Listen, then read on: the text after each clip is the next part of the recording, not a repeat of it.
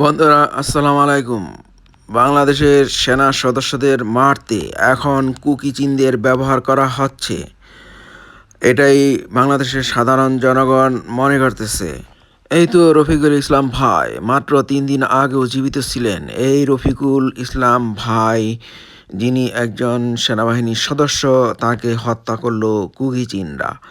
আর এই কুকি চিনদের উৎপাত পার্বত্য চট্টগ্রামে এতই বেড়ে গেছে যে বাংলাদেশের সেনাবাহিনী হতভম্ব হয়ে গেছে।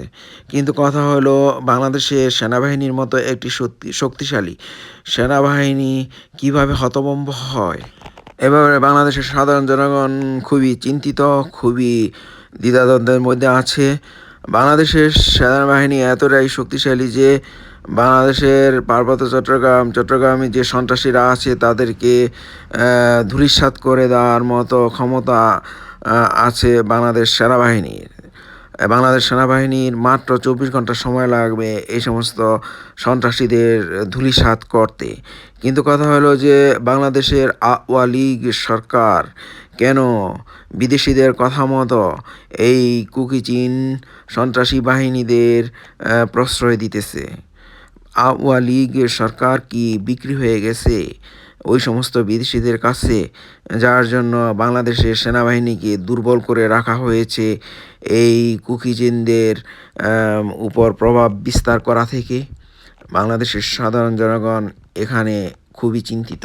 বন্ধুরা, আমরা কাল বেলার একটা রিপোর্ট দেখব এই রফিকুল ইসলাম ভাইকে নিয়ে। দেশমাতৃকার টানে 2005 সালে বাংলাদেশ সেনাবাহিনীতে সৈনিক পদে যোগ দিয়েছিলেন রফিকুল ইসলাম। দেশের প্রশ্নে কখনো ছাড় দেননি তিনি। জীবন দিয়ে বুঝিয়ে দিয়েছেন দেশের জন্য সব সময় প্রস্তুত থাকেন বীর সেনারা।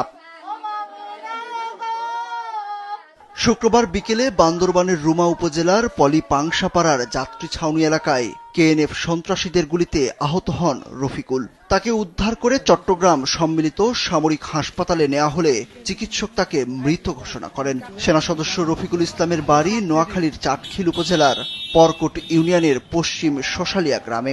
মফিজউদ্দিন ও হায়াতুন্নেসা দম্পতির চতুর্থ সন্তান। বাংলাদেশের সাধারণ জনগণ আওয়ামী লীগ সরকারের কাছে এই প্রত্যাশা করে যে বাংলাদেশের সেনাবাহিনীকে যেন কোনোভাবে বিদেশিদের কথায় দুর্বল করা না হয়।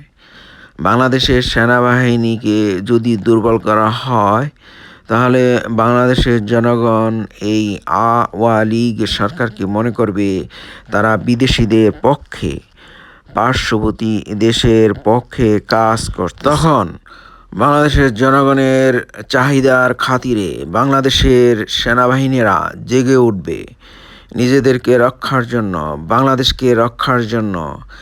যদিও বাংলাদেশের আওয়ামী লীগ বিদেশিদের কথা মতো কাজ করতেছে এবং সামনে করবে, তারপরও বাংলাদেশের জনগণ এবং বাংলাদেশের সেনাবাহিনী জেগে উঠবে ইনশাল্লাহ। আপনারা সবাই মহান স্রষ্টা আল্লাহর রহমতে থাকুন, এই প্রত্যাশায়। খোদা হাফেজ। আসসালামু আলাইকুম রহমতুল্লাহ।